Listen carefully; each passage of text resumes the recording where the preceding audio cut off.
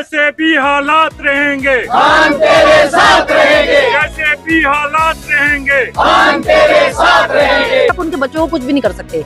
जिस मुल्क में जाके आप भीख मांगते हैं, जिस मुल्क में आप जाके पनाह लेते हैं, वहाँ के शहजादे हैं वो, तो आपने उनको क्या कुछ कर लेना है। तो ये सारी जो है ना लोगों को डराने के लिए सिर्फ खोखली धमकियां हैं। इनके धमकियों में कोई भी नहीं अब आता।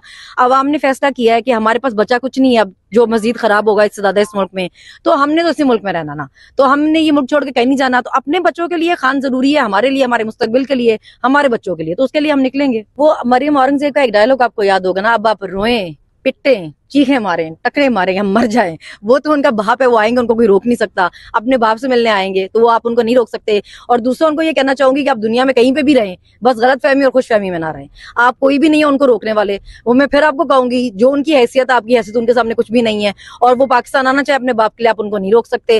जब आप तो पाकिस्तानियों को नहीं रोक सकेंगे, आपने उनको क्या रोकना। अपनी फोटोएं तो जगह जगह लगा सकते हैं आप, मेकअप करके अपने मुंह पे वो तो निकल सकती हैं आप, लेकिन अवाम के आपने बुरे हालात किए हैं। अपनी तो सर्जरीज करके उन्होंने अपनी हालत ठीक की हुई है ना, लेकिन अवाम की बेड़ा कर दी है। अभी अब एक बारिश हुई है और आप पंजाब के हालात देखें, और कोई मीडिया आपने इतना कंट्रोल किया हुआ है कि इस पे कोई हंगामा नहीं होगा। सोशल मीडिया पे चलेगा जो चलेगा।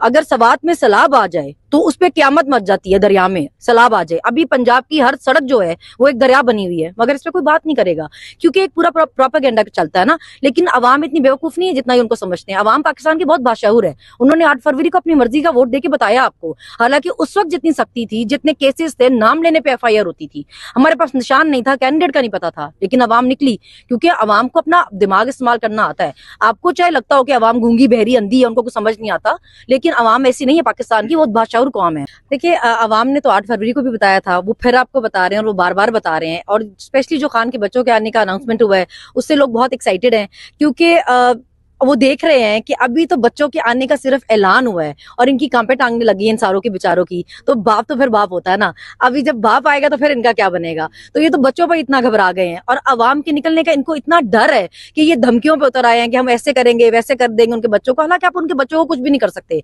जिस मुल्क में जाके आप भीख मांगते हैं, जिस मुल्क में आप जाके पनाह लेते हैं, वहां के शहजादे हैं वो, तो आपने उनको क्या कुछ कर लेना है। तो ये सारी जो है ना लोगों को डराने के लिए सिर्फ खोखली धमकियां हैं। इनके धमकियों में कोई भी नहीं अब आता।